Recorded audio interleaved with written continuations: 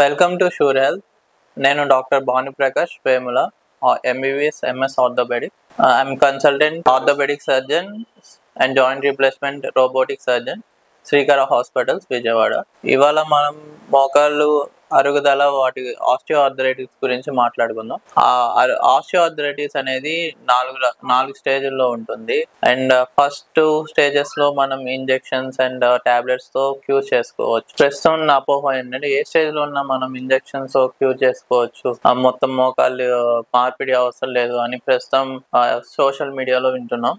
ఇది మొత్తం అపోహనే. First 2 stages లోనే గుజ్జు ఇంజెక్షన్స్ అండ్ స్టీరాయిడ్ ఇంజెక్షన్స్ పనిచేస్తాయి మనకి. And third and fourth stage వచ్చేపాటికి మనకి డీజనరేషన్ ఎక్కువ అయిపోవడం వల్ల కార్టిలేజ్ మొత్తం పోతుంది. కాబట్టి so we have to go for replacement surgeries, total knee replacement.